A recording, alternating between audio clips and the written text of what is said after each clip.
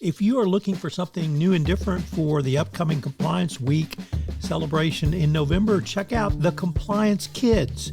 It's my 3-book children's series on compliance and compliance professionals for children.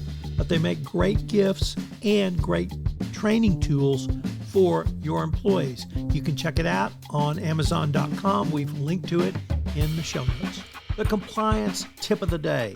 This is the podcast where we bring you daily insights and practical advice on navigating the ever-evolving landscape of compliance requirements. Whether you're a seasoned compliance professional or just starting your journey, my aim in this podcast is to provide you with a bite-sized, actionable tip to help you stay on top of your compliance game. Join us as we explore the latest trends from the Department of Justice, share some best practices, demystify complex compliance issues to help keep your organization doing business ethically and in compliance, and at the end of the day, more profitably. Tune in daily for your dose of compliance wisdom.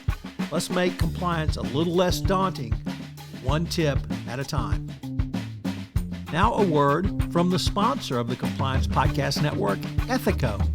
If you're a compliance officer, middle managers are crucial in getting your programs from you to your frontline employees.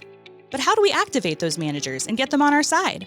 Ethico's new Middle Manager Toolkit equips you with the skills needed to empower your managers, to promote a culture where ethical behavior thrives and employees feel empowered to speak up.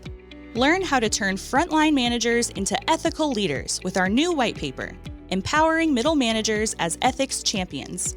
And did I mention you can get the whole toolkit for free? Head to ethico.com to download the full toolkit today. Today on the Compliance Tip of the Day, we look at the Board of Directors' role in operationalizing compliance. The DOJ has made clear its thoughts on the role of the Board of Directors, and beginning with the 2023 ECCP carried forward to the 2024 ECCP, they ask a series of questions about the board's role on oversight.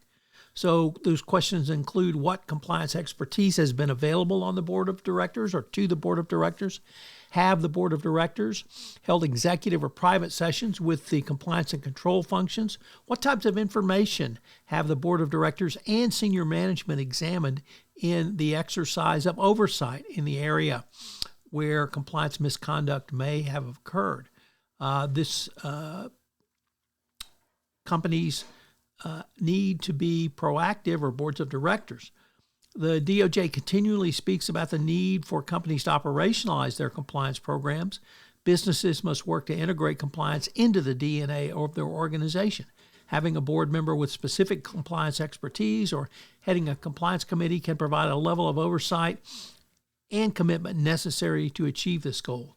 The DOJ enshrined this requirement in the corporate enforcement policy, now originally the FCPA enforcement policy, and now the corporate enforcement policy. So what are today's 3 key takeaways? Number 1, active engagement. The 2024 ECCP requires the board actively engage and provide oversight around compliance. Number 2, it's a two-way communication. It's not simply up or down, but a board must seek and obtain information from a chief compliance officer, but they must communicate back to that same CCO their expectations. And finally, the expanding role of the board of director over compliance.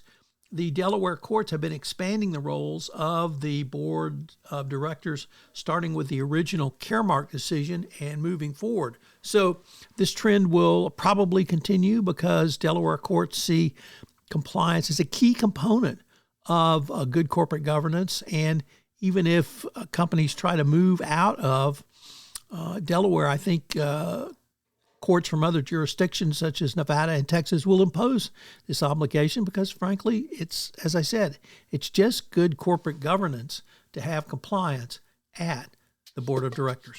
This is Tom Fox again. This new podcast, Compliance Tip of the Day, will appear daily. And frankly, it's one of the most requested topics for a podcast that I get on a regular basis. It's going to be short and sweet with one tip with some takeaways that you can utilize to implement into your compliance program. If you've got a question that you would like a tip on, please submit them through our website, and we will use them in an upcoming episode. The compliance tip of the day is a production of the award-winning Compliance Podcast Network. Finally, this podcast contains promotional materials.